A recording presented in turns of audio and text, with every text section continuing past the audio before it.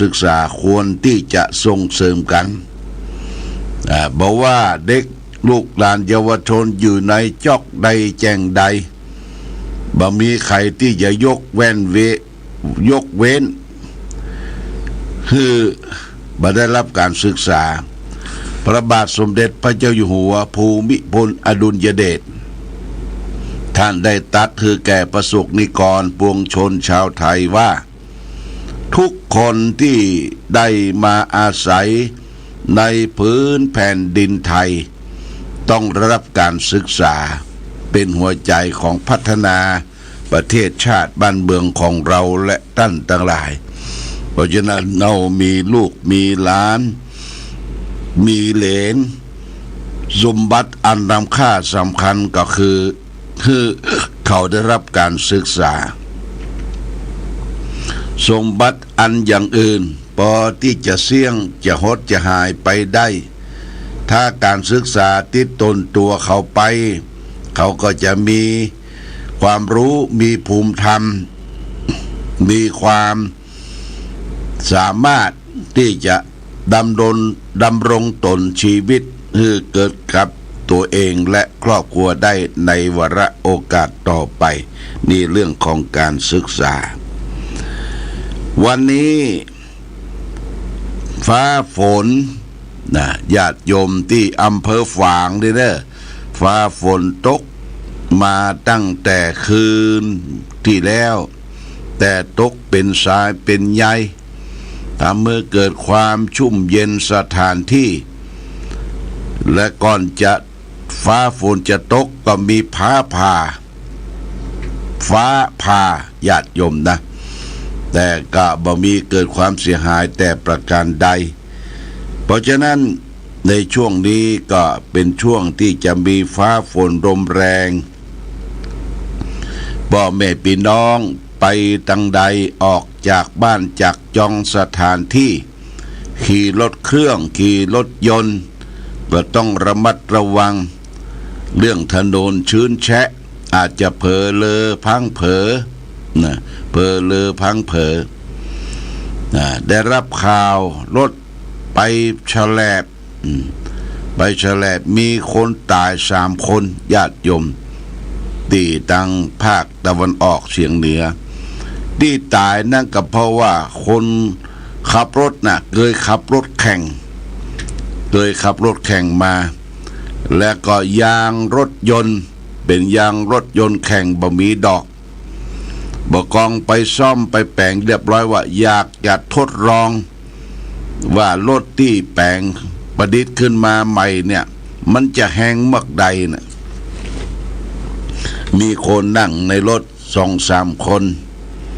ก็ห้ามไว้ว่าอย่าไปจะไปทะลุดุดันมันบ่เชื่อคนขับรถเนี่ยมันขับรถทะลุดุดันฝนตกถนนลื่นก็พังเผลอรถแฉลบลงข้างทางไปโจรกับเสาไฟฟ้าคนขับเสียชีวิตคำตี้คนนั่นก็4 คนรอดคนเดียวรอดนั่นก็สมบุกสมบันเรียกว่ากระเด็นออกนอกรถญาติโยมดีได้รับข่าวหันข่าวนี่ต้องระมัดระวังการเดินทางการขับรถขับรางต้องระมัดระวังจะไปขับรถเกินลิมิตเปิ้นประกาศว่าในช่วงนี้จะมีโรงเรียนจะมีชุมชนเปิ้นก็คือครับลิมิตเท่าใดอาจจะ60-70อันนี้ก็ต้องระมัดระวังถ้าขับเกินกว่าลิมิตที่ทางจราจรกำหนดไว้นี่จะมีโทษมีโทษปรับอันนี้ก็แจ้งบอกข่าวแก่ศรัทธาญาติโยมท่านสาธุชนทั้งหลายวันนี้ได้มาพบญาติโยมก็แจ้งข่าวมหากุศลให้เฮาและท่านทั้งหลายได้รับทราบว่าที่เฮาจะไปเอาพระนอนไปนอนบรรทมที่พุทธมณฑลจังหวัดเชียงใหม่เนี่ยญาติโยม จะเป็นวันที่19เดือนมิถุนายนนะญาติโยมวันที่19เดือนมิถุนายนแล้วก็เพิ่นจะเอาพระไปนอนแล้วก็จะได้วางศิลาฤกษ์วันนั้นเป็นวันพฤหัสบดีวันที่19เป็นฤกษ์งามยามดี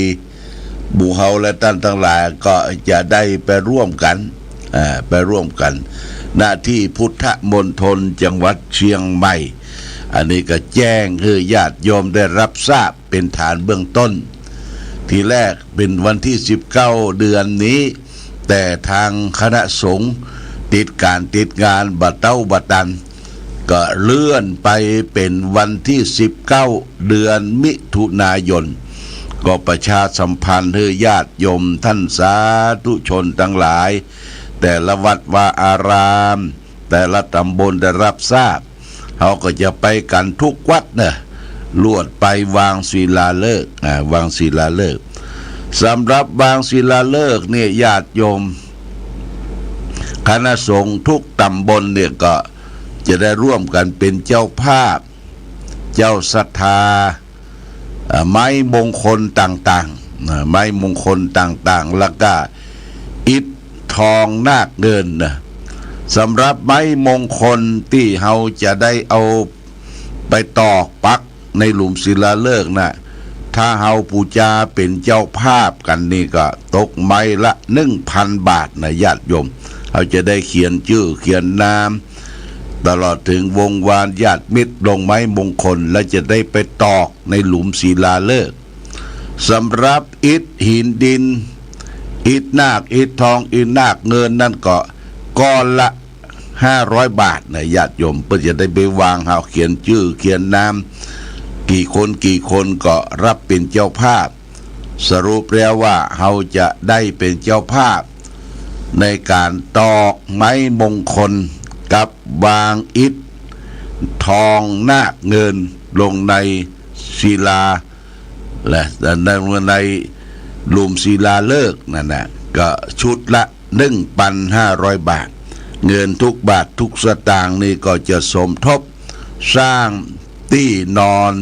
ที่ประทับขององค์พระใหญ่เพราะจะต้องใช้ปัจจัยเงินทองเป็นจำนวนมากอันนี้ก็แจ้งญาติโยมท่านสาธุชนทั้งหลายแล้วนอกจากนั้นเฮายังมีแผ่นดวงฤกษ์อย่างที่เฮาเคยรอองค์พระรอเรียบร้อยแล้วแผ่นดวงฤกษ์ที่จะบรรจุอยู่ในหลุมศิลาฤกษ์ละแผ่นละ20 บาทนะญาติโยมแผ่นละ20 บาทอันนี้ก็เตรียมตัวเตรียมใจจับจอง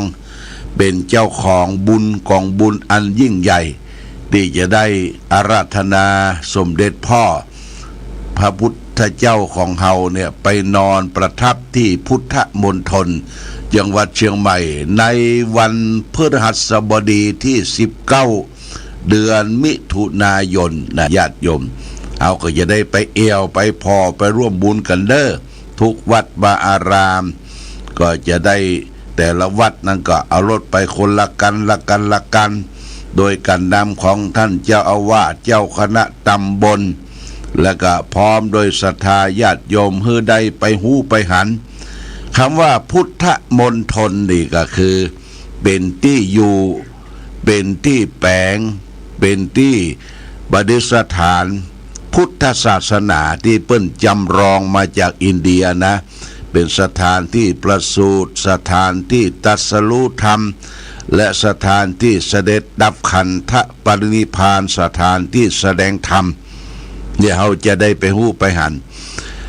พื้นที่พุทธมณฑลจังหวัดเชียงใหม่มีจำนวน193ตาราง193ตารางพื้นที่นะญาติโยมมี193 ไร่ทั้งหมดอยู่ที่บ้านโทกเสียอำเภอดอยหล่อจังหวัดเชียงใหม่นะญาติโยมลูกจากจังหวัดเชียงใหม่ไปก็ประมาณสัก50 กิโลก็ไปถึงที่พุทธมณฑลจังหวัดเชียงใหม่ อันนี้ก็แจ้งประชาสัมพันธ์คือญาติโยมว่าเปิ้นจะวางศิลาฤกษ์เมื่อใดจะเอาพระไปนอนเมื่อใดผลปรากฏว่าได้เลื่อนไปเป็นวันที่19เดือนมิถุนายนพุทธศักราช2568เลยญาติโยมนะอันนี้ก็ประชาสัมพันธ์บอกข่าวกล่าวเตือนกันไปทั่ววันนี้ได้มาพบญาติโยมท่านสาธุชนก็จะได้นำสารธรรมทางสุขใจนำมาฝากคือแก่ญาติโยมท่านสาธุชนเพื่อจะได้น้อมนำไปใช้ในชีวิตดำรงชีวิตให้มีความสุขในปัจจุบันวันนี้จะเอาเรื่องผู้ทำลายนะผู้ทำลายเขาก็มาฟังว่าผู้ทำลายเนี่ยใครทำลายกันก็เขาก็ได้ยินกันว่าเล่าขานกันมาว่าลูกระเบิดปรมาณูมีแรงในการระเบิดทำลายมากอย่างยิ่งตึกรามและบ้านเมืองอันกว้างใหญ่ไพศาลอาจจะถูกทำลายโดยชั่วพริบตาเดียวและนอกจากแรงระเบิดเพียงลูกเดียวแต่การทำลายที่ร้ายแรงยิ่งกว่านั้นยังมีแหมนั่นก็คือความประพฤติผิดศีลธรรมของคนเฮาผิดศีลข้อที่หนึ่งก็คือการทำลายชีวิตไผ่ๆก็บ่อาจจะสร้างมันขึ้นมาได้ผิดศีลข้อที่สองก็คือหมายถึงการทำลายกรรมสิทธิ์ในทรัพย์สินของตนเอง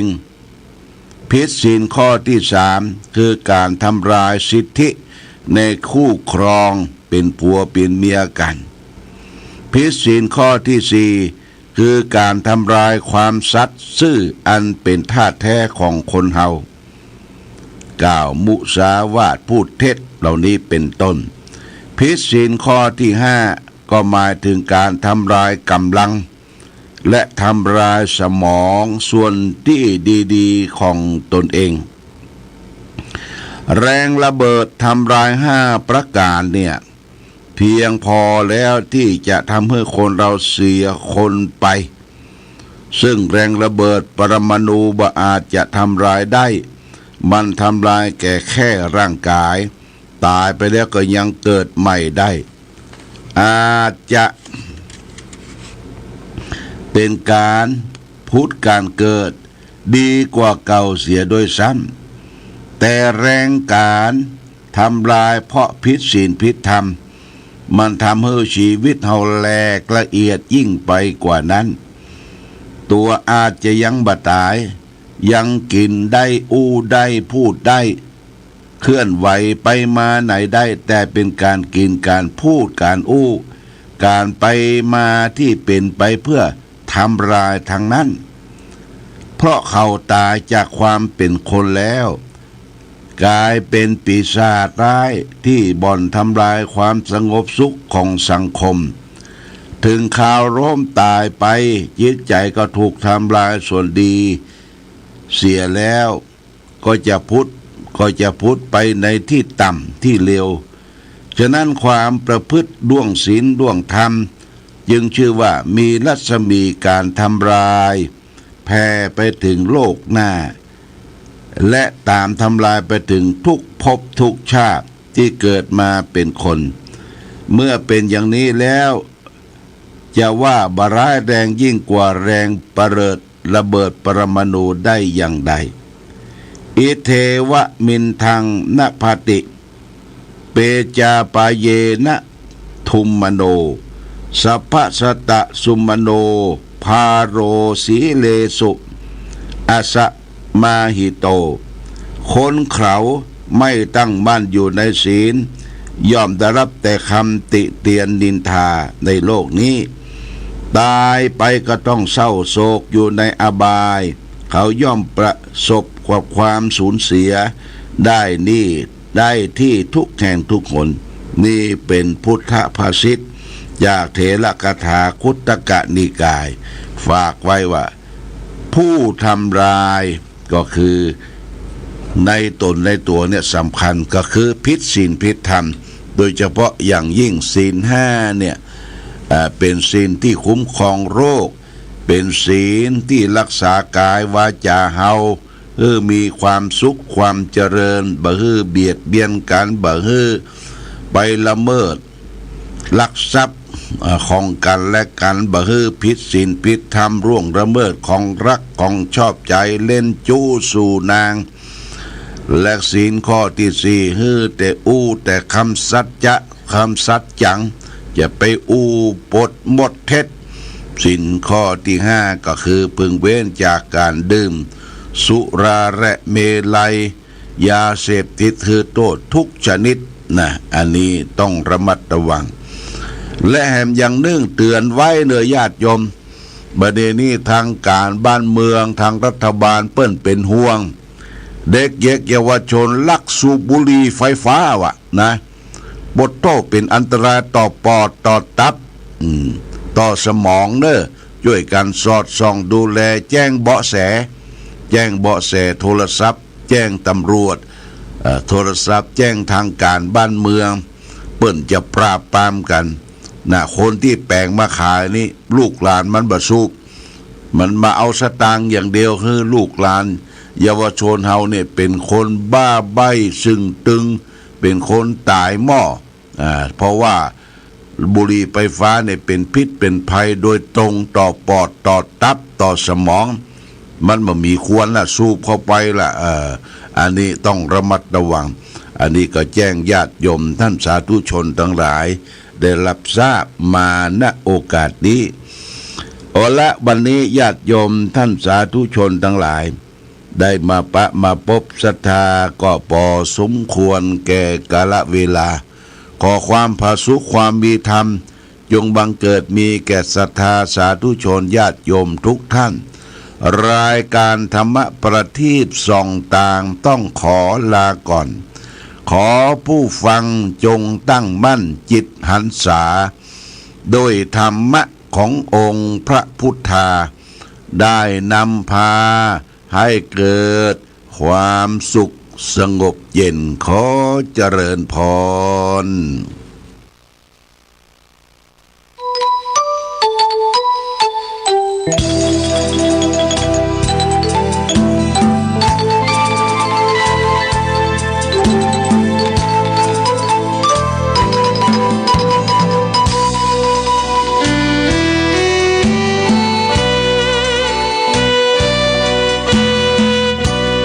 น้อ